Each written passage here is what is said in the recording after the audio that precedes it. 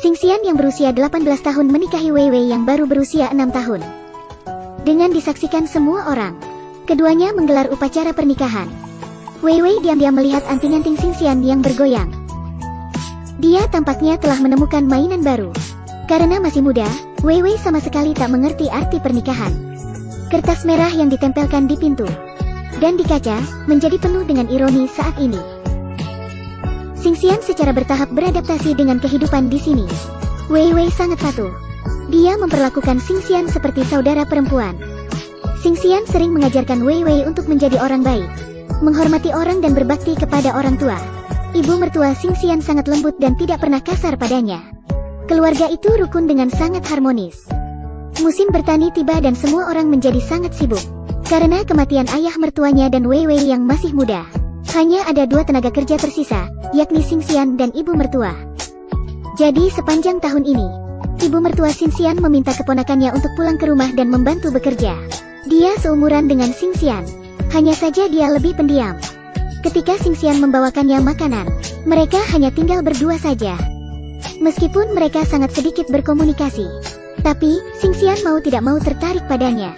Dia selalu mengamati Kai Bing saat bekerja, untuk membuat Kai Bing memperhatikannya.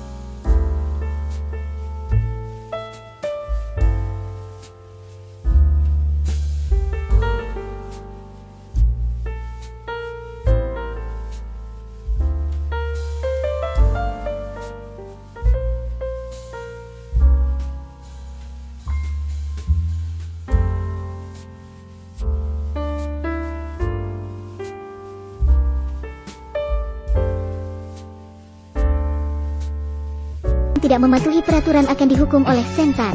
Bahkan jika dia lolos, kunjingan dari penduduk desa juga bisa membuat seseorang hancur. Contohnya si wanita gila. Setelah mendengar cerita itu, Xingxian khawatir dengan masa depannya. Kai Bing kembali pulang setelah menyelesaikan pekerjaan di ladang. Melihat itu, Xingxian seperti kehilangan jiwanya sepanjang hari. Wei Wei yang pintar sepertinya berhasil melihat pikirannya. Dengan berkedip, dia bertanya pada Xingxian apakah dia ingin punya bayi.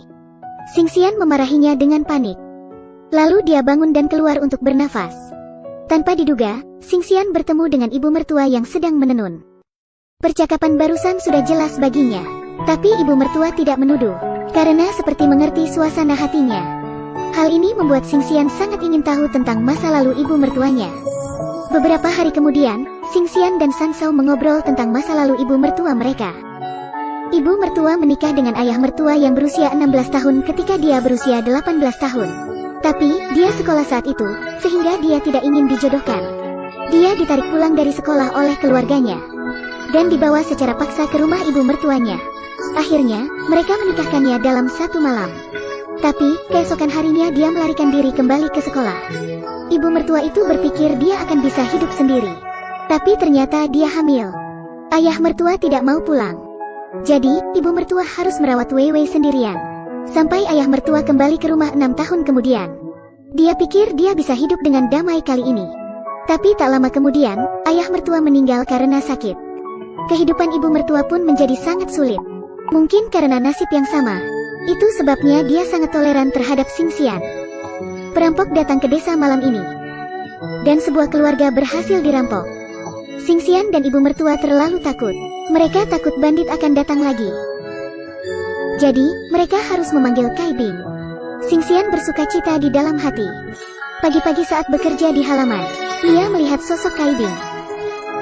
2 orang yang sudah lama tidak saling bertemu merasa bahagia.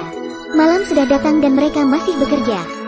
Saat sedang bekerja, Kai Bing diam-diam melemparkan kantong kertas merah ke Xingxian. Tapi, Wei Wei ternyata mengawasi mereka. Ketika Xingxian pulang untuk berganti baju, kantong kertas jatuh di tempat tidur. Wei Wei yang penasaran membuka kertas. dan ternyata berisi sebuah cincin perak. Dia tidak tahu apa artinya, tapi itu membuat Xingxian memainkannya, karena diam-diam menyembunyikan amplop merah. Xingxian sangat cemas setelah menemukan bahwa amplop merah itu hilang. Dia mencari di kamar, tapi tak dapat menemukannya. Kemudian, dia melepaskan amarahnya ke tubuh Wei Wei. Xingxian bahkan lupa menambahkan garam ketika memasak di malam hari. Ibu mertua mengira dia tidak sehat. Jadi, setelah makan dia membantu Xingxian menghilangkan flu. Wei Wei yang melihat Xingxian kehilangan fokus karena kehilangan kantung itu, merasa kasihan padanya. Jadi, setelah dia pergi tidur, Wei Wei diam-diam memasukkan kantung merah itu ke dalam saku Xingxian. Xingxian menemukan amplop merah di sakunya keesokan harinya, dan langsung bisa menebak kalau itu ulah Wei Wei. Mengingat sikapnya terhadap Wei Wei kemarin, rasa bersalah datang ke hati Xingxian. Ia mau tidak mau menangis sambil memegang Wei Wei. Meskipun dia tidak menganggap Wei Wei sebagai suaminya, tapi dia sudah menganggapnya sebagai saudara sendiri.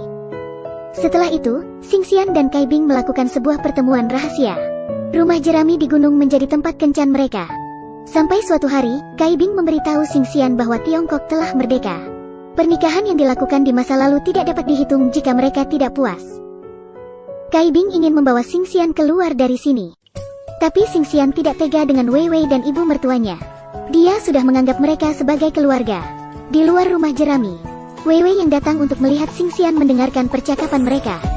Meskipun Wei Wei tidak mengerti hubungan antara pria dan wanita, tapi dia tahu Xingxian akan meninggalkannya. Jadi, setelah mereka pergi, Wei Wei mengambil tiang bambu dan memukuli rumah jerami untuk melampiaskan kekecewaannya. Kemudian dia mencoba mencari masalah dengan Xingxian. Wei Wei melumuri tubuhnya dengan lumpur dan membiarkan Xingxian membersihkannya. Saat Xingxian baru saja membersihkannya, dia mengotori tubuhnya lagi. Sampai kemudian, Wei Wei bermain-main dan pergi berenang di sungai. Setelah diketahui oleh ibunya, dia diletakkan di bangku dan dipukul. Wei Wei memanggil Xingxian sambil menangis.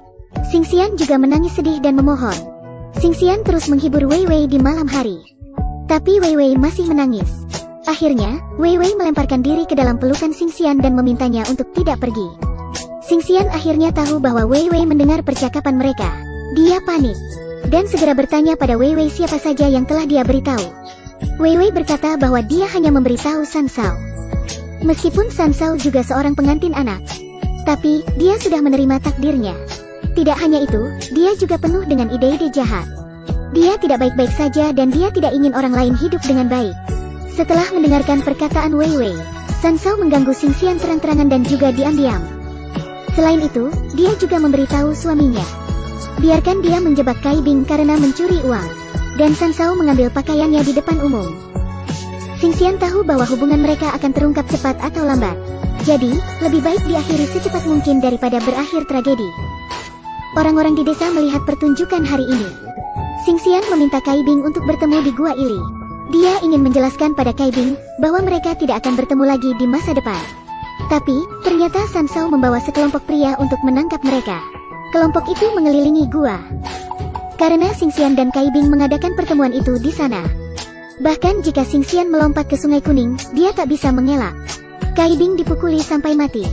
Xingxian harus mengatakan bahwa dia menceraikan Wei Wei dan menikah dengan Kai Bing.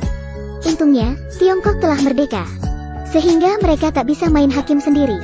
Xingxian pun terhindar dari hukuman Sentan dan kemudian bercerai dengan lancar. Meskipun Wei Wei tidak ingin Xingxian pergi, Xingxian tetap menempelkan sidik jarinya di surat cerai. Xingxian memutuskan untuk pergi dari sana dan bersujud 3 kali di depan pintu. Meskipun ibu mertuanya tidak ingin Xingxian pergi, tapi dia memutuskan membiarkannya. Dia tahu bahwa San Shao sudah menunggu di tengah jalan untuk memarahi Xingxian. Jadi, Wei Wei bergegas mengingatkannya untuk menghindari San Shao, juga membawakannya barang. Xingxian sendiri menjejalkan gelang yang dikenakan. Wei Wei memanggil saudara perempuannya sambil berlari. Xingxian mengikuti suara itu dan mencarinya. Meskipun mereka bukan suami istri, ada hubungan keluarga di mana darah lebih kental dari air. Karena Xingxian berjanji untuk melihat Wei Wei lagi di masa depan, maka Wei Wei dengan enggan mengirim Xingxian pergi. Dari kejauhan, ibu mertua memperhatikan Xingxian pergi. Film ini bertempat di pegunungan Qianbei pada malam kemerdekaan. Pernikahan anak yang konyol hampir menghancurkan kehidupan para gadis muda. Tapi di era itu, mungkin Xingxian adalah wanita yang beruntung. Ibu mertuanya baik dan lembut. Suami kecilnya itu bahkan sangat pintar. Meskipun ibu mertuanya juga wanita yang dirugikan oleh pernikahan anak, tapi dia tidak memaksa Xingxian untuk menjadi sepertinya.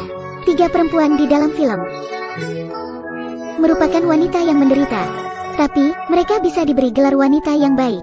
Yang dikhawatirkan hanya ibu mertua. Dia ditinggal setelah menikah, dan orang lain menarik anak itu ke atas. Selama ini, dia tidak pernah memiliki keterikatan yang tidak jelas dengan pria. Tapi, semua orang melihatnya sebagai orang baik. Meski ada kesedihan yang mendalam. Kata wanita dari keluarga yang baik adalah penghargaan semata. Padahal, sebenarnya itu adalah belenggu yang digunakan untuk menjerat wanita. Untungnya, kemerdekaan Tiongkok melarang pernikahan anak. Xingxian mematahkan kebiasaan buruk pernikahan anak, dan berani mengejar hidup yang bahagia. Ada beberapa geng pemberontak yang memang menakutkan. Pria bernama Mansing, jadi dia itu adalah pemimpin di geng tersebut. Film ini dibuka dengan adegan dari para pemberontak yang menemukan ular mati di tengah jalan. Oh my god. Menurut mereka, melihat ular mati itu artinya akan ada kutukan.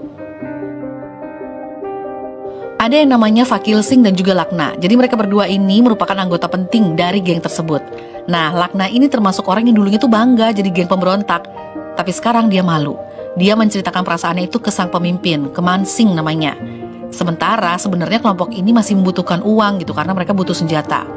Suatu malam, ada yang namanya Lacu. Dia tuh ngasih kabar tentang sebuah pernikahan yang mas kawinnya tuh emas dalam jumlah yang besar banget. Tapi Mansing tuh semacam melihat ada yang aneh dari Lacu. Cuma dia tetap aja deh, namanya juga dia berusaha baik hati ya. Dia memberikan uang untuknya. Mansing lalu memberitahu anak buahnya. Bersama dengan orang-orangnya, dia turun menuju desa Brahmapuri, menuju ke acara perkawinan yang memang sedang berlangsung di dusun tersebut, di mana pengantin akan mendapatkan sejumlah emas yang banyak pokoknya, dan juga uang tunai. Sampai di desa itu, warga udah pada takut nih melihat kedatangan gerombolan ini. Semuanya kabur.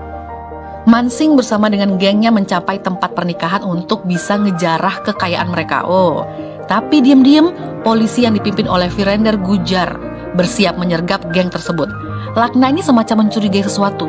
Nah, pelan-pelan dia berusaha mendekati sebuah mobil. Tiba-tiba ada polisi yang muncul dan mulailah pertarungan.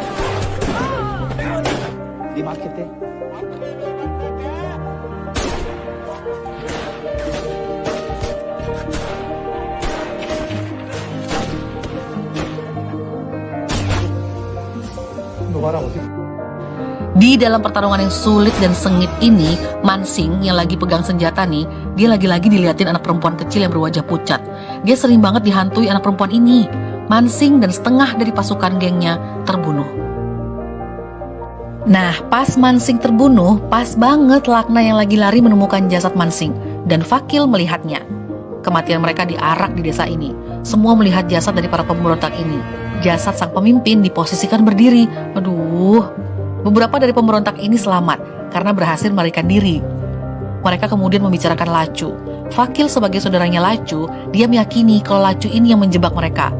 Bahkan Fakil sekarang udah jadi pemimpin geng ya, dia juga beranggapan bahwa Lakna juga mengkhianati geng ini.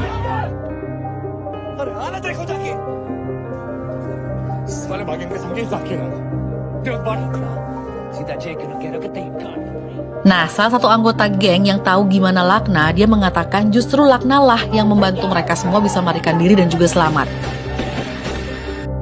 Waktu mereka berlari dari polisi, mereka bertemu dengan wanita bernama Indumati Tomar dan juga ditemani oleh saudara perempuannya yang bernama Sonciria yang sudah diperkosa dengan cara yang brutal. Sonciria ini perlu segera dibawa ke rumah sakit dan meminta bantuan kepada Fakil. Mereka kemudian mendatangi rumah seorang dokter yang sebelumnya Lakna sudah mengenalnya. Walaupun awalnya butuh proses yang gak oke sama sekali buat membangunkan si dokter. Belum tahu kenapa nih ya, yang jelas Lakna pakai acara ngancem dokter ini dulu, baru akhirnya mau membantu mengeluarkan peluru di tubuh salah satu temannya. Dan kemudian membantu merawat perempuan korban pemerkosaan tersebut. Tapi tiba-tiba dokter ini marah-marah. Ternyata dia menemukan tanda kalau gadis kecil itu dari kasta yang rendah. Ya ampun. Akhirnya Fakil Singh dan juga Lakna malah ribut sendiri. Dan polisi juga tiba-tiba datang mengepung rumah dokter ini. Aduh, siapa lagi nih ya yang ngaduin? Nggak tahu deh siapa di antara mereka yang sebenarnya pengkhianat. Intinya sekarang mereka sibuk gimana caranya bisa kabur dari rumah dokter ini dengan selamat. Singkat cerita, mereka berhasil kabur. Lakna yang sempat bertarung dengan polisi akhirnya juga kabur membawa 2 gadis ini.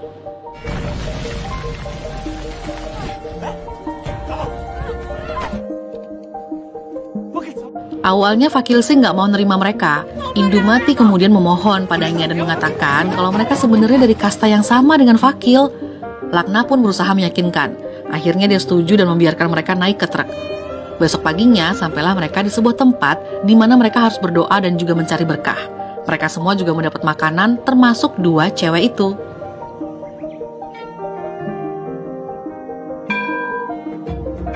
Tiba-tiba segerombolan orang datang. Katanya salah satu dari geng pemberontak itu ada yang ngirim pesan ke mereka. Dan mereka ternyata bermaksud menjemput paksa 2 perempuan tersebut. Katanya sih kerabat dari mereka gitu. Tapi Indumati Tomar terlihat ketakutan. Dan jahatnya, salah satu dari mereka menyeret Indumati. Astaga, itu manusia, ini apaan sih? Cowok-cowok yang ngakunya menjadi keluarga mereka nih ya, itu sibuk memarahi dan memperlakukan Indumati dengan sangat tidak pantas. Diseret, ditampar, bahkan dalam keadaan tubuhnya yang sudah lunglai nggak berdaya masih aja diseret. Ya ampun, mas-mas ini ya pengen saya cubit pakai tang berkarat deh, rasanya jahat banget. Bahkan seorang Lakna aja nggak terima ngelihatnya. Dia tiba-tiba berteriak dan meminta agar cewek-cewek tersebut nggak dibawa. Dia minta Fakil sebagai pemimpin supaya tidak mengizinkan keluarganya mengambil 2 perempuan tersebut.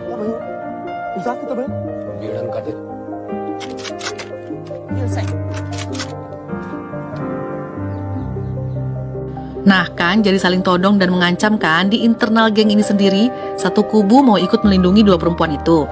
Kubu lainnya merasa nggak mau ikut campur dan nggak peduli. Tapi ada aja salah satu dari mereka yang justru nggak masuk dalam kubu manapun, tiba-tiba asal main tembak, pembuat masalah nih ya. Dan tembakan itu mengenai Shetla. Dia adalah saudaranya Fakil yang disandera oleh Lakna. Mereka semua langsung kabur sambil membawa para gadis. Sementara keluarga dari para perempuan itu mencoba mengajak kerjasama Fakil Singh untuk menangkap. Pihak kepolisian pun datang setelah semuanya buyar. Mereka mencari jejak para pemberontak yang kabur. Intinya sih, geng pemberontak ini malah pecah sekarang.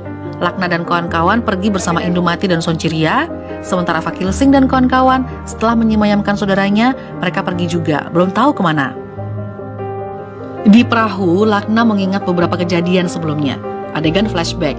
Saat malam hari, gengnya Mansing ini menyerbu sebuah kota yang justru tempatnya Gujar, sang inspektur polisi berada. Mereka kemudian diserang dan Rambir, salah satu temannya tertembak. Mansing dan yang lainnya berusaha mencari tempat bersembunyi. Ada banyak anak kecil yang juga saat itu berkeliaran akhirnya bersembunyi. Tapi mereka nggak tahu ya, yang mereka tahu adalah ada suara-suara gitu. Pas Mansing, Lakna dan yang lainnya membuka pintu, mereka langsung membombardir tembakan ke seluruh ruangan. Dan betapa kagetnya mereka, ternyata mereka menembak dan sedang membunuh anak-anak. Ya ampun, ini semuanya langsung lemes, mereka nggak bisa apa-apa dan benar-benar merasa bersalah. Warga lalu berusaha menyerang mereka. Mau nggak mau mereka demi melindungi diri menyerang balik warga dan kabur. Dan memang salah satu anak kecil perempuan yang mereka bunuh itu selalu menghantui Mansing, Fakil Singh dan Lakna. Dan saat ini Mansing sudah meninggal dunia. Kembali ke masa sekarang, polisi, Gujar ya, dan anak buahnya masih terus mencari geng Mansing ini, entah kabur kemana mereka. Lanjut ke Lakna dan juga 2 orang temannya. Mereka bertiga kan kabur nih barengan sama Sonchiria dan juga Indumati. Sampailah di rumah Beniram. Mereka minta pertolongan supaya bisa membantu membawa ke rumah sakit. Jadi Lakna ini ngakunya ke Beniram kalau 2 perempuan itu adalah orang yang mereka culik. Dan dia juga berbohong kalau mereka sengaja berpencar dari anggota geng lainnya supaya aman. Jadi seakan-akan Fakil Singh dan lainnya itu mengetahui gerakan Lakna. Dan seakan-akan juga dia melakukan ini atas izin Fakil Singh. Walaupun Beniram memberikan tempat untuk mereka menginap semalam, tetap aja kayak mencurigakan gitu loh. Sementara itu, Indumati berusaha memberikan asupan ke Sonchiria kecil ini. Tapi dia nggak mau. Lakna yang ada di sana berusaha menghibur dengan ala-ala main sulap. Lalu, sebelum Lakna meninggalkan kamar mereka, dia ngasih kode kalau dia sudah menaruh pisau di kamar tersebut supaya Indumati dan Sonchiria bisa berjaga-jaga. Nah, sesuai dugaan nih ya, malam harinya setelah mereka semua tertidur lelap, Beniram datang masuk menyelinap ke kamar Indumati dan Sonchiria. Tapi, karena mereka udah siap-siap, pas Beniram menyalakan lampu kamar, Indumati udah siap dengan sebuah benda di tangannya. Dan dia memukul kepala Beniram sampai pingsan. Lalu dia mengikat tangan dan kaki Beniram. Sementara itu di atap rumah tempatnya Lakna dan kawan-kawan tidur, mereka terbangun karena mendengar ada yang bilang kalau polisi lagi datang. Mereka semua langsung turun dan membawa 2 perempuan itu, plus Beniram yang lagi diikat. Sempat baku hantam dengan seseorang yang tinggi besar nih. Mereka agak kewalahan awalnya, tapi akhirnya Lakna dan kawan-kawan memenangkannya. Ya ampun, ini susah banget ya perjalanan mereka untuk bisa membawa para perempuan ini ke rumah sakit. 3 orang ini memang sudah gak mau jadi pemberontak lagi. Mereka bahkan gak apa-apa deh di penjara aja, karena setelah keluar dari penjara mereka ingin menjalani kehidupan biasa. Sekarang kita beralih ke perjalanannya Fakil Singh dan kawan-kawan. Mereka akhirnya menemukan rumahnya Lacu. Masih inget ya, Lacu adalah orang yang di awal-awal memberikan informasi kalau akan ada pernikahan mewah di Brahmapuri. Nah, sekarang ini Fakil meminta Lacu untuk ngaku apakah benar dia yang lapor polisi waktu itu. Karena saat perampokan berlangsung mereka benar-benar terjebak oleh polisi dan Mansing nggak lolos. Dia meninggal dunia. Lacu langsung nangis pas tahu Mansing meninggal dunia. Dia akhirnya mau bercerita kejadian sebenarnya ke Fakil. Jadi sebenarnya saat itu Lacu memang ngasih tahu tentang pernikahan mewah di Brahmapuri. Tapi dia langsung ngaku dan jujur dia nggak bisa mengkhianati Mansing. Dia bilang ke pemimpin geng tersebut kalau ayahnya Lacu saat itu sedang disiksa polisi. Dan polisilah yang meminta Lacu untuk ngasih info tentang pernikahan mewah tersebut. Harapannya supaya geng Mansing ini datang dan masuk ke perangkap polisi. Ternyata setelah ngasih info tentang pernikahan itu, Lacu tuh udah ngomong ke Mansing dan minta supaya nggak datang ke Brahmapuri. Tapi pemimpin geng ini baik banget ke Lacu. Demi membantu ayahnya supaya bebas dari siksaan polisi, dia rela tetap mengajak anak-anak buahnya untuk memporak-porandakan pernikahan tersebut. Artinya, Mansing semacam ngikutin kemauan polisi dan memang sengaja masuk ke perangkap polisi. Setelah mendengar kisah ini, Fakil Singh nangis dan sedih banget karena baiknya Mansing nih ya malah menjerumuskan gengnya sendiri dan jadi buyar, saling tuduh dan kacau. Ya udahlah ya, kita lanjut ke Gujar dan anggotanya yang lagi istirahat. Tiba-tiba mereka mendengar kabar karena ada tembakan. Mereka semua langsung beranjak dan segera beraksi. Nah, sementara ke ceritanya Lakna dan kawan-kawan nih yang masih berusaha membawa 2 perempuan ini masuk ke rumah sakit. Sampailah dia ke base camp geng Pulia. Sepertinya Beniram ini punya masalah besar sama geng ini. Jadi Beniram langsung dipukuli habis-habisan oleh pemimpin Pulia. Setelah melihat Beniram dibunuh, Lakna lalu merasa pede untuk minta tolong pada mereka. Awalnya sih geng ini menolak ya, tapi Indumati angkat bicara. Dia bilang bahwa gadis yang dia gendong punya nasib yang sama seperti Pulia dulu, sama-sama korban pemerkosaan. Mungkin karena itu, akhirnya geng ini mau membantu membawa mereka ke rumah sakit. Balik lagi ke Gujar, dia mendapat kabar kalau ada beberapa anggota geng yang akan menyeberang ke Dolpur. Aduh, itu kan Lakna dan kawan-kawan. Gujar langsung menghubungi beberapa pihak untuk bisa membantu menangkapnya. Nah beneran dong, pas geng Pulia dan Lakna beserta teman-temannya lagi jalan nih, polisi udah datang menyergap mereka. Baku tembak kembali terjadi.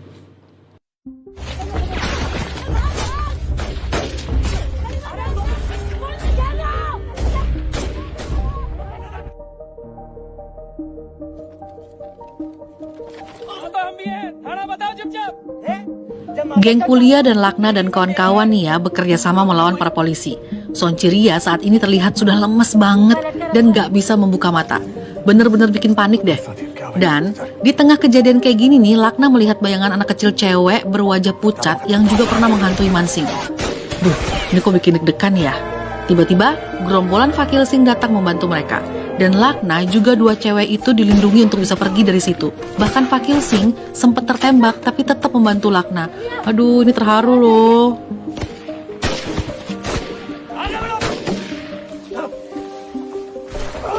Fakil meminta Lakna segera pergi menyelamatkan Sonchiria. Dalam keadaan luka parah, Lakna lari menggendong Sonchiria sampai menemukan pemukiman.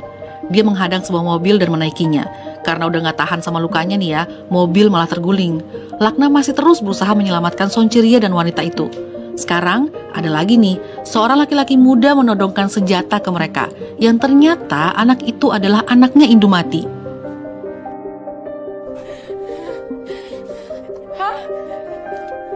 Karena udah harus buru-buru ke rumah sakit, akhirnya Lakna buka suara. Ia mengatakan yang sejujurnya. Jadi anak laki-laki muda ini kan marah karena kakeknya terbunuh. Jadi ternyata kakeknya bukanlah kakeknya. Loh, Jadi gini, kakeknya yang meninggal dunia itu sebenarnya malah ayahnya. Indumati itu diperlakukan tidak baik oleh ayah mertuanya. Ayah mertuanya Indumati yang sebenarnya menghamilinya. Astaga, ini cerita apa sih? Setelah membuat anak muda itu syok dan sedih, mereka kemudian lari ke rumah sakit. Sonchiria berhasil diselamatkan. Nah, sebelum masuk ke dalam rumah sakit, Sonchiria ini masih sempat bermain sulap sedikit ke Lakna, persis seperti yang Lakna lakukan. Duh, kalau lihat wajahnya Lakna ya, kayak lega banget akhirnya bisa berbuat baik. Setelah itu dia membasuh dirinya. Dan di sekitar situ sudah ada Gujar dan polisi yang lainnya.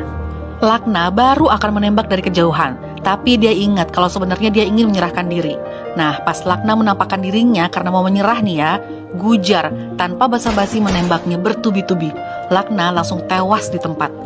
Aduh, kasihan. Adegan lalu menunjukkan bahwa Fakil dan teman-temannya juga banyak yang terbunuh. Ada juga temannya Lakna yang selamat tapi diseret dan ditendang saat ditangkap. Sedih, mereka jadi gak punya kesempatan menyerahkan diri.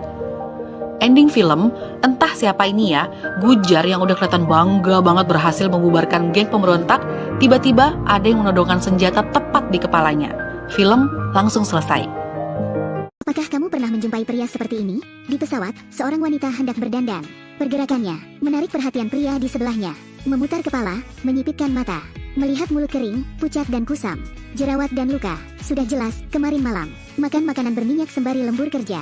Hasilnya wajahnya hancur. Pria itu terdiam. Si wanita mengeluarkan foundation. Langsung menuangkannya ke tangan. Dia tidak tahan lagi, segera merias wanita itu. Jika kau lakukan itu sekarang, akan ada bencana. Gunakan dulu masker wajah. Wanita itu mencobanya. Benar saja, dengan masker, kulit menjadi lebih baik. Di pesawat, dapat belajar tentang riasan. Harus memberinya pujian. Wanita itu mengeluarkan palet eyeshadow-nya. Mencoba menggunakannya tebal-tebal. Namun pria itu mengatakan ia menggunakan warna yang salah. Karena kulitmu dingin seperti musim panas. Warna mengilap tak tampak bagus untukmu. Lalu aku harus memakai apa? Kedua dari kanan bawah. Setelah mendengarkan saran, wanita itu mencobanya. Tak disangka warna ini akan membuat mata 2 kali lebih besar. Bahkan jika seorang pemula dapat dengan mudah merias mata. Lalu dia mengeluarkan lipstiknya. Langsung hendak dioleskan ke bibir. Sekarang pria itu benar-benar tidak bisa duduk diam. Ia bangkit dan mengajari wanita itu teknik penghilangan jerawat dengan benar. Melentikan bulu mata dan lainnya. Tindakan ini membuat pramugari iri. Sulit dipercaya, teknik makeup sama bagusnya dengan operasi plastik. Tangan laki-laki yang mengubahnya. Ternyata Cha Jung Hyuk adalah perias papan atas. Semua wajah yang dia sentuh seketika berubah lebih berkelas. Di dunia yang melihat wajah ini, tidak ada satupun yang dapat menolak untuk diubah olehnya. Sampai dia datang ke belakang panggung, melihat seorang gadis yang sedang dirias. Dia hanya melihat sekilas, lalu menyuruh menghapus riasannya, bahkan meminta penata rias pergi. Mengatakan dia dapat merias meski menggunakan kaki. Orang ini sangat sarkas. Keterampilan Jung Hyuk sebanding dengan sikap arogannya. Lalu ia mengubah sketsa riasan yang telah disiapkan. Tindakan ini membuat si gadis kesal. Ia memutuskan untuk merias wajahnya sendiri. Dirias hingga berubah gratis oleh perias. Rasanya bagaimana? Jung Hyuk melihat seksama. Wajah Suyeon memiliki goresan. Bahkan lengan dan kakinya ada memar di sekujur tubuh. Yang melihat ini akan menarik nafas dalam-dalam. Kali ini untuk menguji keterampilan penata rias. Hanya sentuhan ringan, seolah-olah dengan sihir, semua bekas luka tertutup. Dengan sentuhan lembut tangannya, kemudian, jari melintasi bibir. Transformasi berhasil. Gadis yang begitu cantik, sulit untuk tidak memuji. Namun, senyum Suyeon menghilang. Setelah dia selesai, dia meminta penata rias untuk mengubah riasannya. Jung Hyuk, apa kau bercanda? Dia penata rias papan atas. Dia berusaha keras mengubahnya. Bagaimana dia bisa menuruti permintaan idol yang belum debut? Tapi Suyeon bertekad, dia tidak membantunya. Maka dia akan melakukannya sendiri. Karena dia merasa, dia lebih cocok dengan gaya polos. Pertunjukan bakat ditayangkan. Suyeon bersinar di atas panggung. Tariannya yang lincah, mempesona ribuan penonton. Riasannya yang cantik dipuji. Tapi penata rias kebingungan. Kok riasan tadi ngilang? Tak disangka, setelah Suyeon mengubah riasannya, tak hanya tidak gagal, sebaliknya, dia memenangkan posisi C. Penonton bersorak untuknya. Jung Hyuk tidak terima, langsung memberi Suyeon skor 0. Dia bahkan mengutuk. Bagaimana menyebut itu riasan? Mentor Jung Hyuk bahkan tidak puas dengan perubahan sempurna. Saat istirahat, Jung Hyuk langsung menemui Suyeon. Mengatakan dia pasti akan tersingkir dari kompetisi. Siapa suruh ia mengganti riasan tanpa izin? Di dunia yang melihat wajah ini, Anda tidak bisa sukses hanya dengan bekerja keras. Kemudian dia menelepon dan berkata, kau keluar, sudah seperti ini. Bisakah dia berhasil debut atau tidak? Anda tidak bisa membayangkan, ada begitu banyak hal kotor di pertunjukan bakat. Di Korea, memilih idola dengan vote itu sangat populer. 1 won sekali vote. Dalam acara ini, sedikitnya 1 juta atau ratusan juta. Menonton dan mendukung idola tertentu yang disukai. Di atas panggung dan menangis dengan gembira. Apakah kau merasa menyisikan 1 won untuk memilih? itu cukup layak, tapi nyatanya, tim program sudah memutuskan peserta mana yang bisa debut. Dan air mata mereka di panggung hanyalah sebuah akting. Pada titik ini seorang pria tidak bisa duduk diam, bergegas ke belakang panggung untuk membicarakan hal curang. Bukankah sudah sepakat untuk melenyapkannya? Kenapa dia bisa debut? Soo Yeon sendiri juga merasa aneh. Apakah ini keajaiban? Bukan, ini hanya untuk sensasi semata. Di saat yang sama, berita tentang perkelahian segera menjadi pencarian panas. Konten itu terkait dengan Soo Yeon. Kemudian video perkelahian diunggah. Dalam video tersebut, dua idol saling memukul. Dengan sepotong teks, Soo Yeon segera berubah dari idol menjadi master tinju wanita. Tak lama kemudian, Soo Yeon datang ke ruang CEO, memohon untuk tidak dikeluarkan, menjelaskan bahwa video itu diedit dengan jahat. Malam itu, Soo Yeon ada untuk melerai. Bagaimana bisa dia menjadi penyerang? Tapi CEO tidak dapat membedakan yang benar dan salah. Ia langsung mengeluarkannya, karena orang yang membuat berita ini pecahkan sebenarnya adalah CEO. Idol itu hanya pion untuk menghasilkan uang baginya. Tujuan membuat sensasi adalah untuk melindungi artis yang lebih menguntungkan. Jika ingin menemukan seorang wanita, teruslah mencari. Apa artinya mengubah status setiap hari? Setiap kali dia keluar, ia dibuntuti oleh paparazzi. CEO menggunakan idol yang baru debut untuk menutupi skandal artis. Dan kali ini giliran Soo Yeon. Mimpinya dihancurkan sesuka hati. Ini adalah hal kotor terbesar tentang pertunjukan bakat. Mereka tidak peduli dengan memar di kakimu. Tidak peduli dengan keringat yang kau tumpahkan selama latihan. Tidak peduli bahwa kau membawa harapan keluarga. Meski impianmu tak tercapai, kamu harus tetap tegar. Ini bukanlah akhir. Sudah seperti ini, di masa depan Soo Yeon akan terus bersinar dan bersinar. Panggungnya sebesar hatimu. Setelah melihat sisi gelap dari pertunjukan bakat, mungkin kita harus mulai berpikir. Daripada membantu mimpi seseorang, kita harus pergi untuk mewujudkan impian kita sendiri. Saya berani membuat janji di sini. Jika saya dapat memiliki 500.000 pengikut, saya akan mengunggah foto saya. Omong-omong, apa impian Anda? Sampai jumpa di video ulasan lainnya. Pasangan ini mengadopsi domba kecil setengah manusia. Untuk memilikinya, Maria menembak induk domba, tapi ini akan menjadi sumber masalah. Karena ayah anak domba itu tidak akan diam saja. Ini merupakan film fantasi dan horor terbaru tahun 2021. Berjudul Lamb. Di malam Natal di Islandia, sekelompok kuda sedang menerjang badai salju. Pemimpin kuda tiba-tiba berhenti. Ia seperti melihat sesuatu. Semua kuda ketakutan dan segera berlari. Kemudian di kandang domba sebuah peternakan dibuka. Ada makhluk misterius dalam kegelapan. Semua domba seperti melihat sesuatu yang mengerikan. Dan seolah mereka ketakutan. Lalu seekor domba betina keluar dari kandang. Ia terjatuh dan terkulai lemas. Ada yang aneh dengan kandang di sini. Kemudian, makhluk itu pergi meninggalkan semua domba. 7 bulan kemudian, ketika Maria dan Ingvar mengantarkan domba betina, mereka menemukan keanehan. Seekor domba betina melahirkan domba yang aneh. Maria membawa domba yang baru lahir kembali ke kamar, dan ia merawatnya seperti bayi. Ingvar bahkan membuat susu domba untuknya. Maria rutin memberinya makan, terkadang juga menggendongnya agar ia tertidur. Ingvar bahkan membuat buayan untuk anak domba itu. Yang dilakukan oleh dua orang ini seperti sedang merawat seorang bayi. Tapi yang aneh adalah, induk domba berkeliaran di luar rumah mereka setiap hari. Karena pasangan itu mengambil anak domba miliknya, dan ia tahu bahwa anaknya ada di dalam rumah mereka. Ketika Maria mengetahuinya, ia segera mengusirnya. Ia juga enggan mengembalikan anak domba ke induk domba. Pasangan suami istri ini terlihat bahagia, karena setelah sekian lama bisa memiliki anak lagi. Namun, haruskah domba itu mereka jadikan sebagai anak? Mereka bahkan telah menyiapkan nama. Anak domba ini mereka panggil dengan nama Ada. Ada tumbuh dengan cepat. Suatu hari Ada menghilang dari rumah. Maria dan Ingvar tinggal di daerah terpencil di Islandia. Di sini banyak sekali kabut. Di belakang rumah juga ada gunung dan sungai besar dengan pemandangan yang indah. Tidak lama, mereka berhasil menemukan Ada.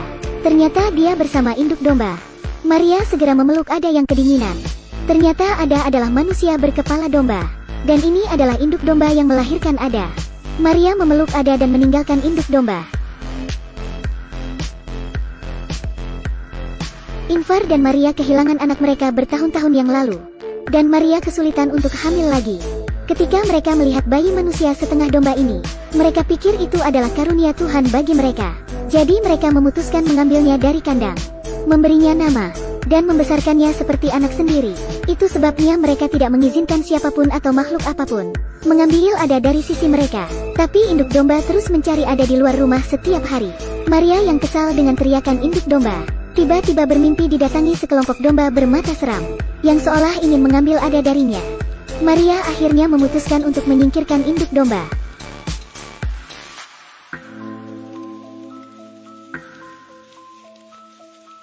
Setelah dibunuh, induk domba dikubur tidak jauh dari rumah. Namun Maria tidak tahu jika Yang ia lakukan dilihat oleh Petur, saudara Ingvar. Semakin hari ada semakin bertumbuh, Maria memperkenalkannya kepada Petur. Mata Petur menatap dengan heran. Melihat hal yang aneh ini, Petur tidak mengatakan sepatah kata pun, dan hanya kembali melanjutkan makannya. Selain berkepala domba, Ada memiliki tangan kiri dan kaki kiri seperti manusia. Sementara tangan kanan dan kaki kanan adalah domba. Ada tidak bisa berbicara. Ia hanya menggunakan bahasa tubuh untuk berkomunikasi. Petur bertanya kepada Ingvar diam-diam. Apa-apaan ini? Kebahagiaan. Kebahagiaan. Satu kata yang cukup untuk menjelaskan perasaan Maria dan Ingvar. Dan atas semua ketidaklaziman ini, selama tidak ada campur tangan dari luar, mereka bisa hidup bahagia bersama, bukan? Namun, sikap Petur benar-benar berbeda dengan Maria dan Ingvar. Dia mengambil segenggam rumput untuk memikat Ada. Ini, domba kecil. Ya, benar, kamu mau makan? Seperti domba kecil. Ya, domba kecil. Petur tidak bisa menerima pemikiran saudaranya. Dia tidak ingin melihat mental saudaranya dan istrinya semakin gila. Jadi, ia diam-diam membawa Ada pergi. Ia juga membawa senapan. Ada tidak tahu apa yang akan dia hadapi selanjutnya. Dengan bodohnya ia mengikuti pamannya keluar. Tepat setelah Petur perlahan mengangkat pistol, Maria terbangun dari tidurnya. Baru saja membuka mata ia melihat Ada sudah pergi. Ketika tiba di ruang tamu, Maria bernapas lega. Karena Ada sedang tertidur lelap di pelukan pamannya. Melihat Petur bisa menerima Ada dengan tulus, Maria dan Ingvar menjadi tidak begitu khawatir lagi. Ia tidak masalah jika Petur membawa Ada pergi. Setelah membunuh induk domba, dan Petur yang sekarang jauh lebih menerima, Maria mengira, seharusnya tidak akan datang lagi sesuatu yang mengganggu, atau merusak kehidupan bahagia keluarganya. Tepat ketika mereka sedang menonton pertandingan sepak bola, Ada meninggalkan rumah secara diam-diam, dan ia mengetahui sesuatu yang belum pernah ia lihat. Anak anjing itu menghadap dan melihat ke suatu arah. Sementara ada yang berjalan mengikutinya juga mendekat dan tertegun sejenak. Menurutmu makhluk apa yang tercermin di mata Ada saat ini? Saat anjing itu datang untuk menerkam, Ada berlari kembali ke rumah. Meskipun tidak bisa berbicara, tapi ketika ia melihat dirinya di cermin, Ada kemudian memahami bahwa ia tidak sama dengan ibu dan ayahnya, dan ini bukan keluarga yang sebenarnya. Petur memeluk Ada dan tertidur bersama setelah minum dan makan. Ada melihat gambar domba dan gembala di dinding. Tidak ada yang tahu apa isi dipikirkannya. Petur dan Maria di ruang tamu terlihat sedikit lebih dekat. Meskipun tidak disebutkan di film, tapi itu bisa dilihat. Sesuatu pasti telah terjadi sebelumnya di antara keduanya. Karena ditolak, Petur mulai mengancam Maria. Apakah Ada tahu bahwa kau membunuh ibunya? Mengetahui bahwa rahasianya diketahui oleh Petur, Maria lalu membawa Petur ke sudut rumah dan memberikan apa yang Petur inginkan. Melihat suaminya yang sedang tidur dengan Ada, Mari akhirnya membuat keputusan. Ia akan membawa Petur pergi untuk menjauhkannya dari keluarganya. Karena Ada adalah kebahagiaan yang ia peroleh dengan susah payah. Ingvar bangun dan menyadari bahwa anjingnya hilang. Dia mengajak Ada untuk pergi mencari anjing itu. Ketika kau ingin kembali ke rumah, ingat bahwa puncak gunung selalu ada di depanmu. Lalu dalam perjalanan pulang, selalu tepat di belakangmu. Jika mendung dan kau tidak bisa melihatnya, itu pertanyaan yang bagus. Kemudian kau akan mendengar sungai. Karena sungai mengalir menuruni gunung. Benar bukan? Lalu kau hanya perlu menemukan sungai. Dan kau akan selalu ingat jalan untuk pulang. Namun Ingvar tidak tahu, anjingnya telah mati. Dan bahaya semakin dekat dan dekat dengannya. Ketika Maria pulang, dia mencari suaminya dan Ada. Ia mendengar suara tembakan saat keluar dari rumah. Rupanya Ingvar tertembak. Dan tembakan itu datang dari pria setengah domba, yang juga merupakan ayah biologis Ada. Karena Ingvar dan Maria membawa pergi anaknya, ditambah Maria yang membunuh istrinya. Sekarang ia datang untuk membalas dendam dan membawa kembali anaknya. Ingvar masih menggenggam erat Ada, namun karena tak berdaya, Ada dibawa pergi. Maria dengan cepat menemukan Ingvar, tapi terlambat, Ingvar tewas. Film ini mengangkat cerita hubungan orang tua dan anak yang tidak biasa, menceritakan tentang hubungan antara manusia dan hewan. Maria memelihara domba dengan tubuh manusia seperti anaknya sendiri, merawatnya dengan hati-hati dan dengan segala cara yang mungkin. Di sisi lain, ia menembak domba betina yang hanya ingin melihat anaknya. Dan Ada berakhir dibawa pergi ayahnya. Meski sangat sedih dan mengharukan, tapi film ini juga kontradiktif di saat yang sama. Apakah suatu saat Ada akan kembali bersama Maria? Atau hidup bersama dengan ayah dombanya di hutan belantara?